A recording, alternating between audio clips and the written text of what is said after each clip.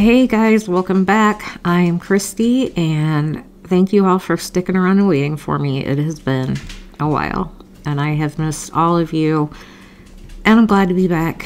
I don't really have any presentations or anything for you today. We're just going to chat and catch up on where I've been, what's been going on.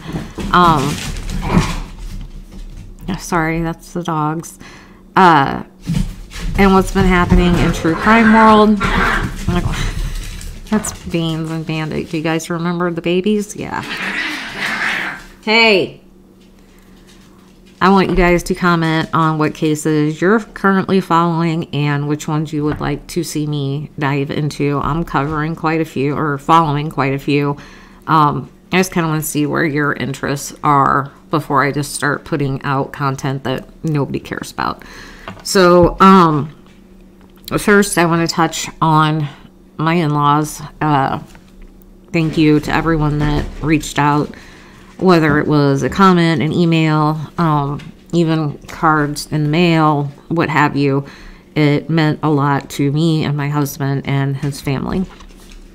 I know a lot of you have questions, and honestly, we do too. We don't really know what happened, but I'll tell you what I do know.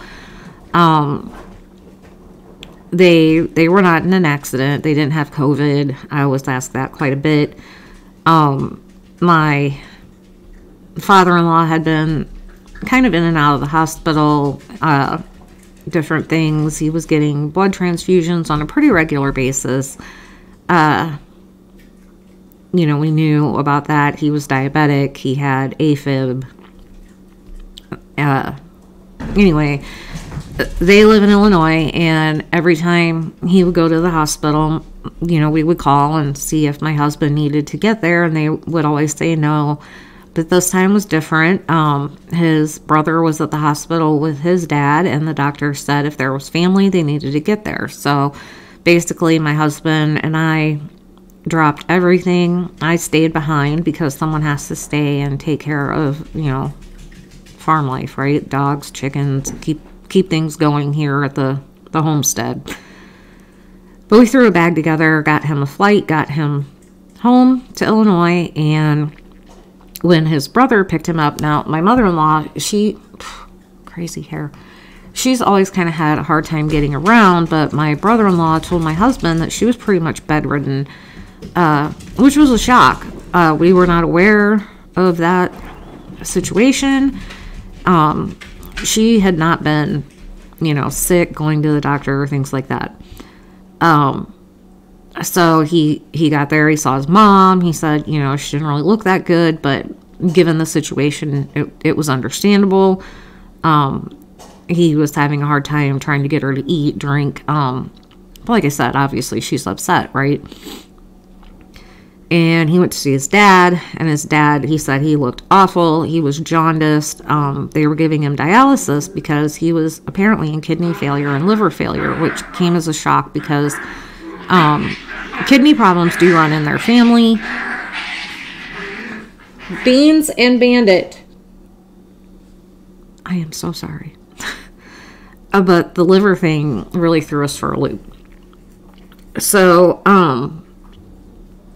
my husband had called me at one point and was saying, you know, that he was thinking about calling an ambulance for his mom to get her to the hospital because she just, you know, she just didn't look good. She wasn't eating, whatever. And while he was at the hospital that evening, I guess his sister and brother, maybe, were at the house. They tried to get her up and she fell. And they checked her blood pressure and it was really low. So they called an ambulance and they had her taken to the same hospital. And she was admitted for dehydration and pneumonia. And they said that her kidneys had taken a little bit of a hit, but not to the extent that my father-in-law's had. So she was put in the ICU across from my father-in-law. And then on that Monday, my husband asked, you know, prognosis wise, what are we looking at as far as his dad went? And they said that he had a 75% mortality rate over the next 3 months. And so we were trying to absorb that. We knew it wasn't good, and we were trying to just kind of reconcile the fact that my father-in-law probably only had a few months left. And he went across and he saw his mom, and she was having him like rub her legs and, just she was uncomfortable. And him and his siblings had kind of decided, 2 of them live there in Illinois, and they have been kind of sharing the responsibility of, taking care of them, what needed to be done. And they knew that if their dad passed, bringing her home, it was going to be too much. It was going to be too much. So they had all kind of talked amongst themselves about finding her a bed at like a nursing facility, assisted living type thing. So that's where we were at. My father-in-law, we would probably be losing him in a few months. My mother-in-law, we were going to have to try to make understand she wasn't going to be able to go back home. And then a few hours later, my husband called me and said that they had decided to end all treatment on them both. And I was really confused. I'm like, what do you mean? I don't understand.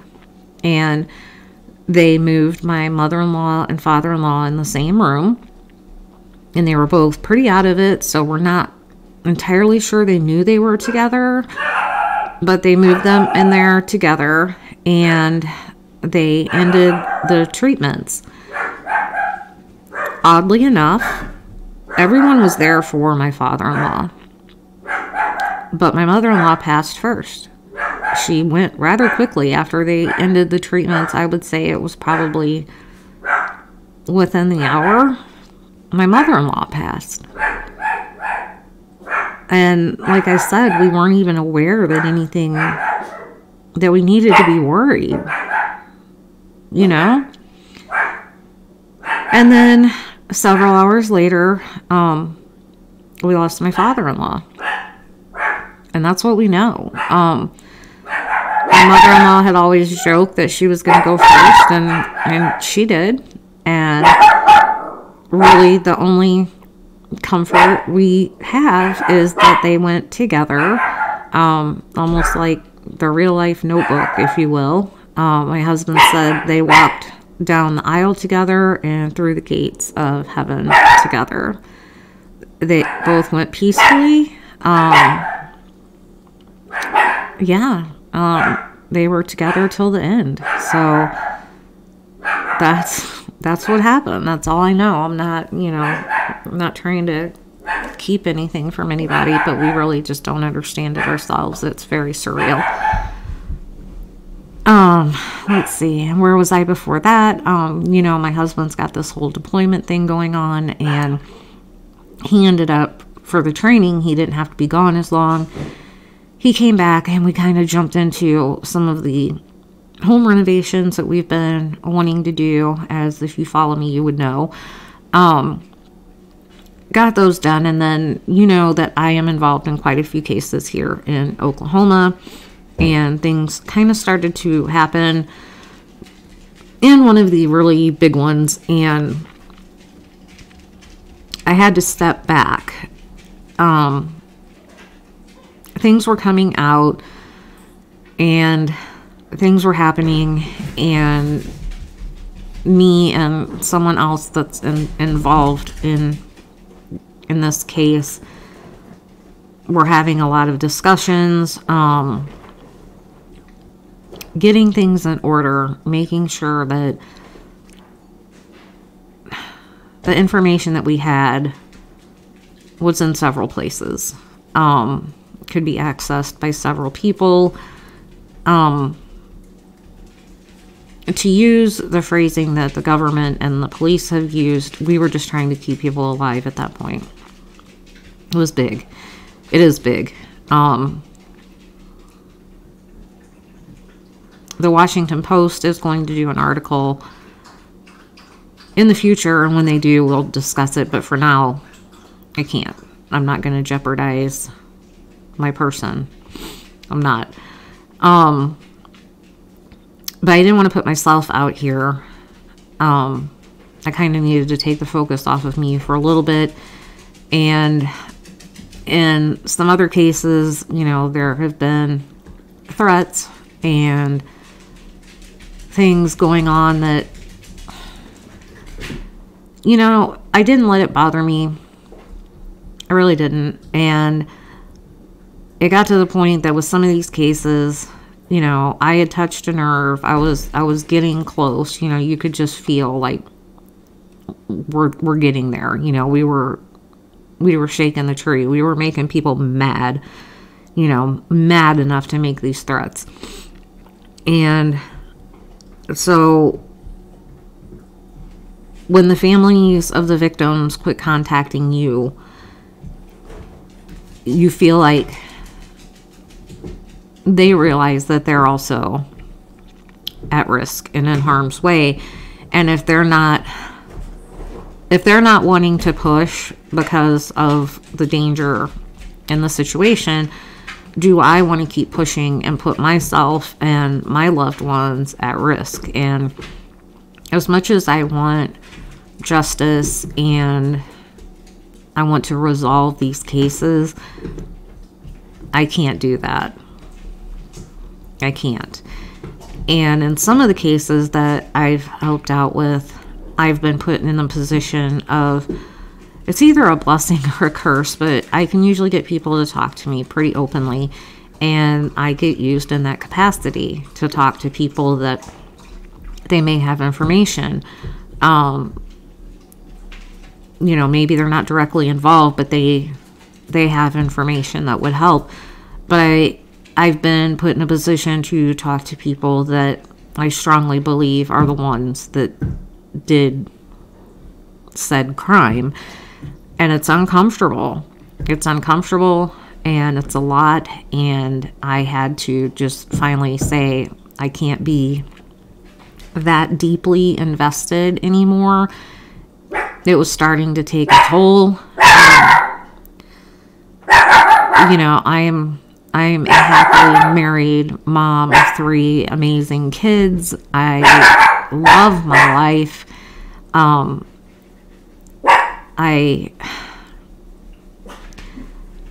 It makes me uncomfortable that some of these people that I talk to are wanting to, you know, pick me up and take me out on dates and things like that, you know, like, oh, I'll give you information if you do, you know.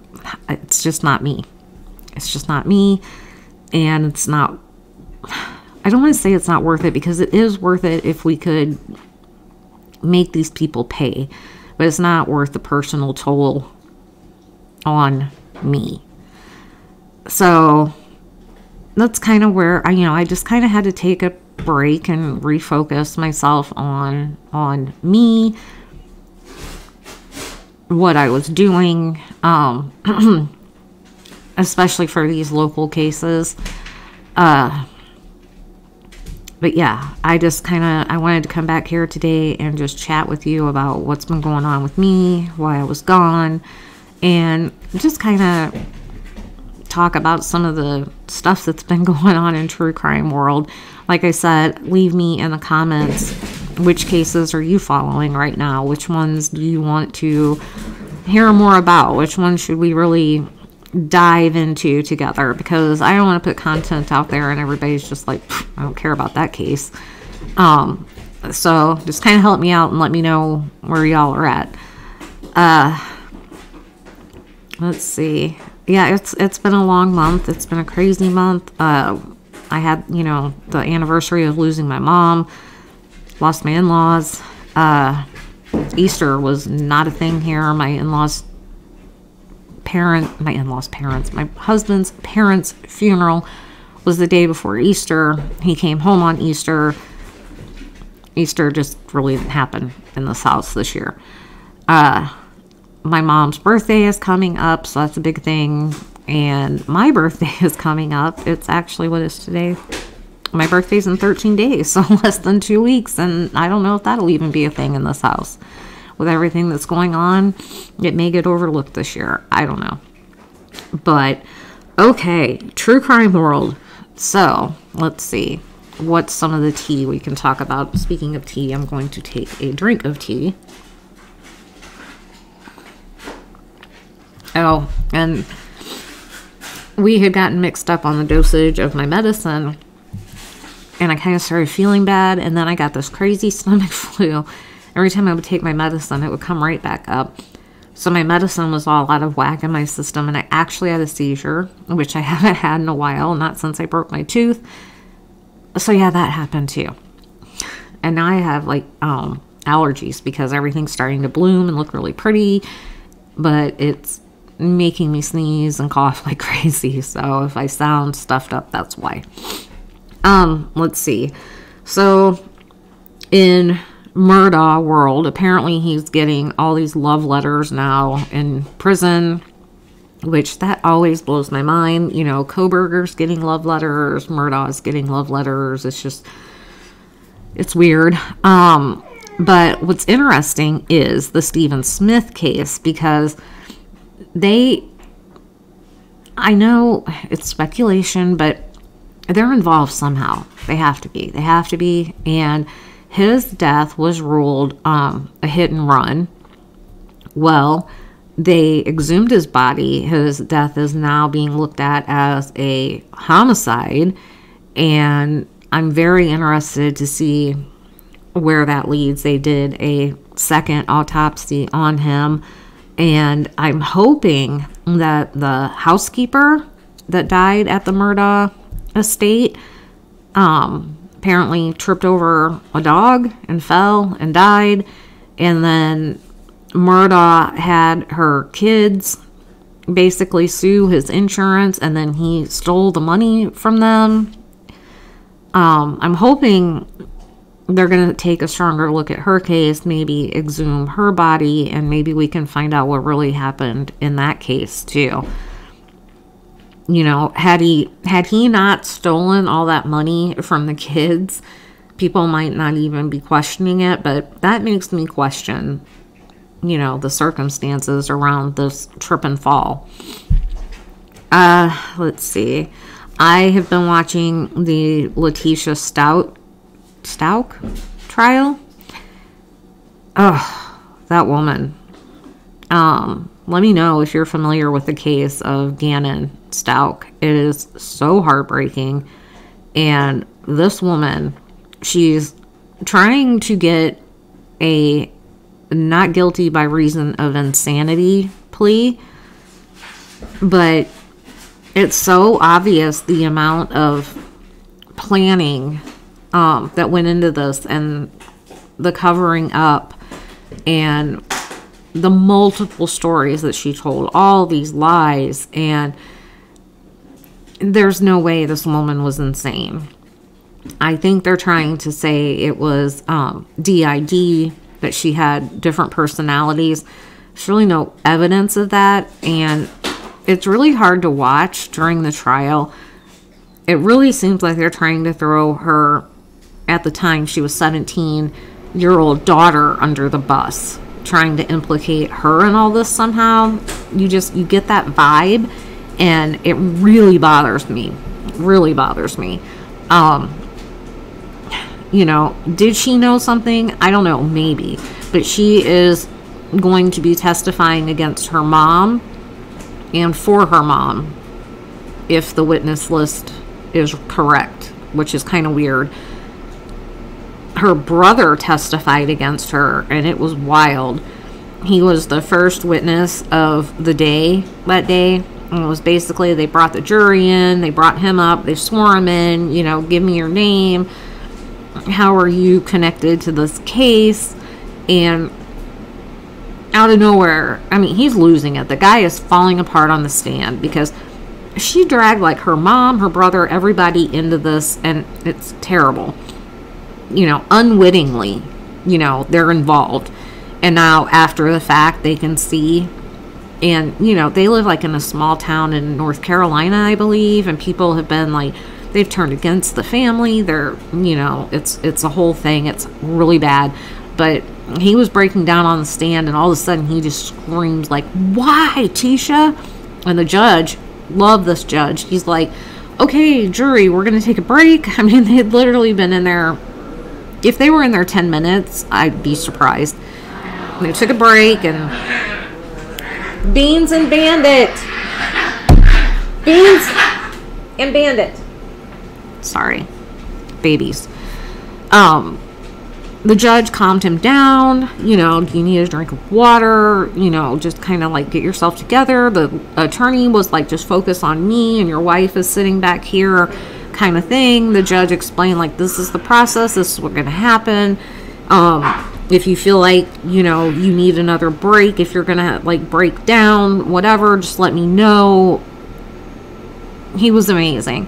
So they brought the jury back in, and he finished his testimony. Everything was fine, but that was big. And then yesterday we had like a 4 or 5 hour interrogation video of her. This woman, wow, she makes me nuts. But let me know if you are following that one, because we can definitely talk about that one. And then in the evenings, I've been listening to the Lori Vallow Daybell mess. There's no cameras in that courtroom, but you do get audio. And I haven't listened to like all the audio, but I've been listening to kind of like when people will say they were in the court and this is what they saw, and then they'll play kind of like highlights, you know, like maybe 20 minutes of the audio. And that case, another heartbreaking one. They described the other day, the police officer was on the stand, Beans and Bandit, and he was describing when they found the kids buried in Chad's yard. Y'all, the people that were in that courtroom and that jury, they saw the pictures, right? Just hearing the verbal description, it was hard to fall asleep. And I've seen and heard a lot, and it was just so, and the pictures, from what they say, it was so graphic. Like, they'll never get past that. They'll never get past that. And then after lunch that day, I guess Lori decides like she doesn't want to be in the courtroom anymore, and her lawyers are like, oh, we have to think about her mental health, blah blah blah. And the prosecution made their argument, and finally the judge was like, nope, she's got to stay, she's got to sit here, she's got to listen to this, whatever. It was great. She did not get out. But some of the reporters said she fell asleep. I don't know if she fell asleep or she was just sitting with her head down because she didn't want to see those pictures of her kids. But apparently that was the one day that she actually showed some little bit of emotion. They said usually she comes in, she's kind of like happy-go-lucky, laughing, smiling, whatever. And that day they said it actually looked like she was kind of upset when they were talking about her children. So I don't know. I don't know if I'd go as far as saying upset. She was probably uncomfortable, but I don't know. That's another woman that I just, how? Today, before I came on, I saw apparently Drake Bell, who used to be on Nickelodeon. I think it was, what was it, Drake and Josh? Is that what it's called? Well, they were saying, you know, he disgraced Drake Bell, which I didn't know he was disgraced, but he's missing and endangered, apparently. So let's see, let's pull this up. Former Nickelodeon child star Drake Bell is not that. Okay, so I don't know, can you see Drake Bell? Oh wait, he's no longer missing. Breaking news, guys. Drake Bell has been found. Law enforcement sources tell us cops are in touch with the actor and we're told he is safe. It's still unclear where he was or why exactly cops feared for his safety. We've now learned that Drake was with his son on Tuesday. They were together at SeaWorld in Orlando. A witness in the park said he approached Drake briefly to tell him he was a fan. He says Drake was nice and soft-spoken but seemed fine. Drake Bell has been reported missing and this was earlier. Cops are deeply concerned for his well-being. Daytona Beach police declared Drake missing in action, saying he is considered missing and endangered. He was last seen driving a 2020 gray BMW Wednesday at around 9 p.m. somewhere in the area of Mainland High School. Some people online thought this was a hoax, but the cops say it's definitely real. Well, he's been found, so there you go. Don't have to worry about this guy anymore.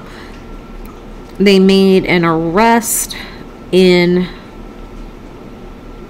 the death of the Cash App creator. It was another tech guy. So it says San Francisco police arrest fellow tech exec for murder of Cash App founder Bob Lee. If you don't know Bob Lee, I think he helped create Android as well. But he created Cash App and he was stabbed in the street last week. He was visiting San Francisco from Miami, where he lives. Apparently, he was on a business trip, and I think he extended his stay. It was all very weird. They haven't said the identity of the suspect, but confirmed that he was a fellow tech executive. That happened. Let's see, what else do I have on here? Please tell me that's not for me. No, it's not. We got storms coming. I just saw a tornado thing. Not for me. I got severe storms coming, but...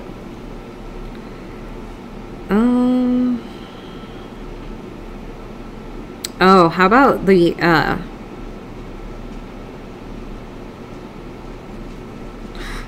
Sorry. Some of the breaking news, I don't understand why it's breaking news. The missing mom in Minnesota... Madeline Kingsbury. Are you guys following this one?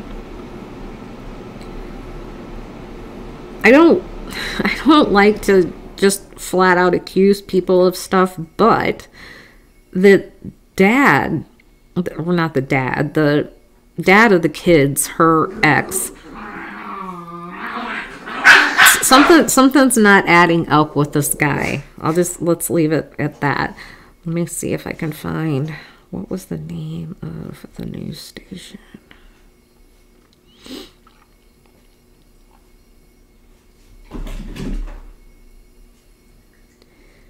So her family has been giving statements. You know, there's been press conferences. Everybody's out there searching. There's GoFundMes to try to help search for her. There is a huge reward. And the dad... You know, the ex hasn't been out there. He hasn't been searching. He hasn't been at the press conferences.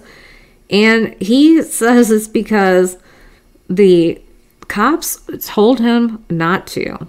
Apparently, you know, for his safety or whatever.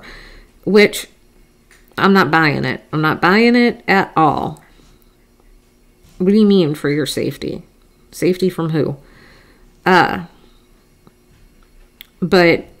he issued a statement through his lawyer. So dude has already lawyered up.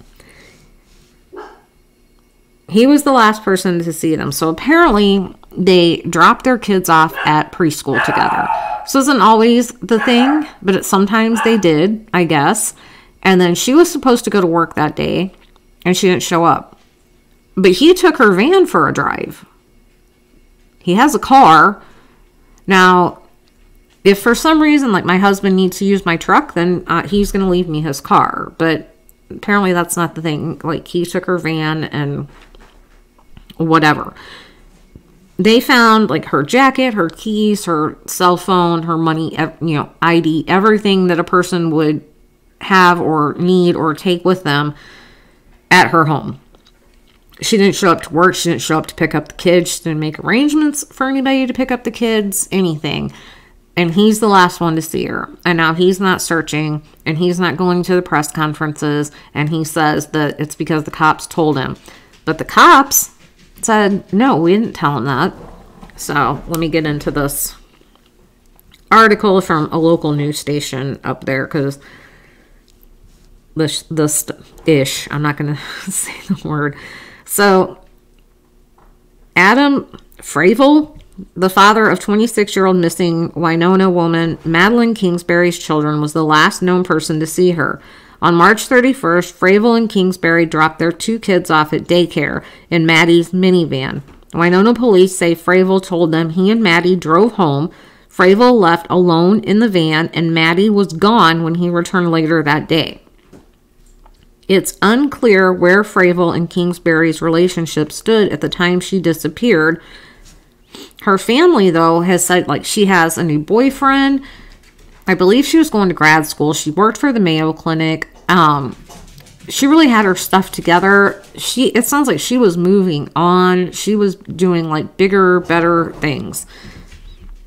In a statement released by his attorney, Fravel insists he had nothing to do with Maddie's disappearance, but has dealt with a myriad of accusations. The full statement reads, "Over the course of the last 12 days, my family and I have been subjected to a myriad of accusations regarding the disappearance of the mother of my children, Maddie Kingsbury. During these last 12 days, I have cooperated with law enforcement at every turn, including sitting down for multiple interviews with Winona County law enforcement. I did not have anything to do with Maddie's disappearance." Beans and Bandit! Sorry. "I want the mother of my 5-year-old and 2-year-old to be found and brought home safely. I want that more than anything. Law enforcement advised me on April 2nd that they would not recommend that I attend the press conferences or that I assist in the searches due to safety concerns.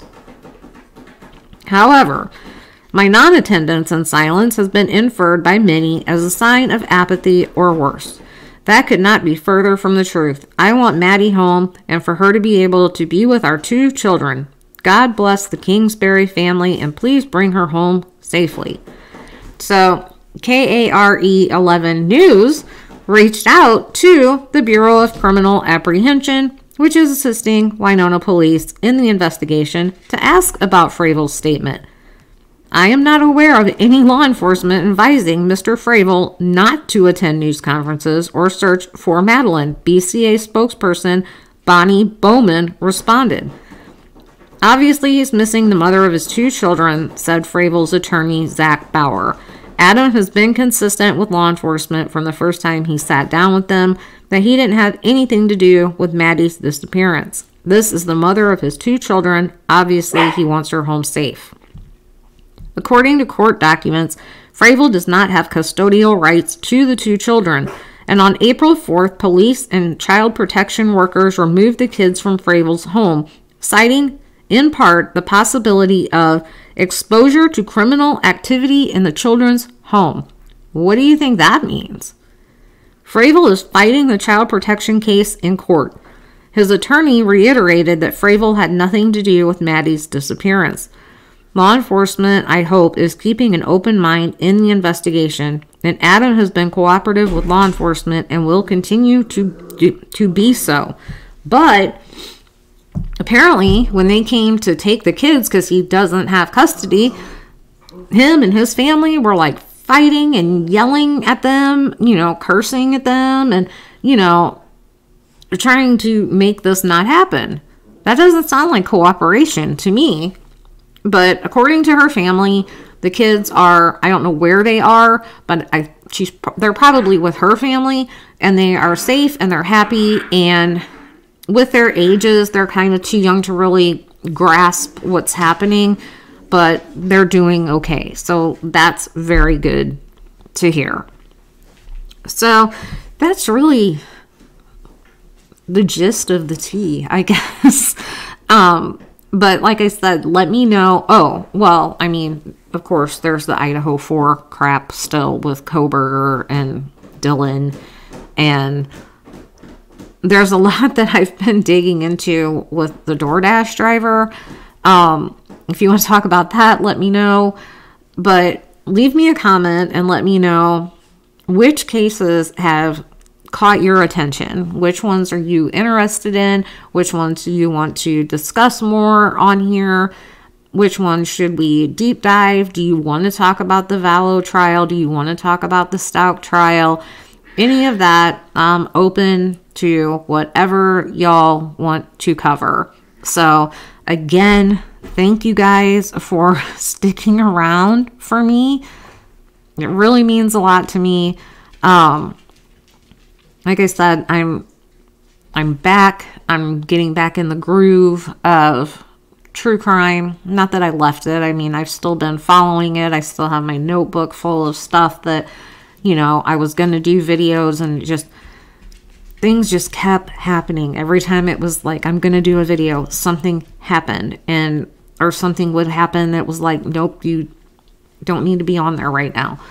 But everything is good now, except the dogs, apparently. Steve is doing great. Yeah. And again, thank you all for reaching out, especially when my in-laws passed. It really meant a lot. Hush! Hush!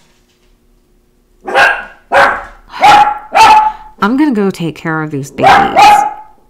So, let me know how y'all have been, what you've been up to, what you want to talk about, everything. Give this a thumbs up, please. Get me back out in the algorithm. This probably wouldn't be a video that would make somebody subscribe, but if you're not subscribed, please do. And click the bell to all so you get all of my notifications. But definitely give it a thumbs up and try to get me back out in the algorithm, because I'm sure I'm probably non-existent at this point. But we're going to be back here doing videos often and doing lives and all the YouTube things. So thank you again for being here. I love you all. You mean the world to me. My birthday's coming up, so maybe we'll do a birthday stream. I don't know. But y'all take care of yourselves, and as always, I will see you all in the next one. Bye.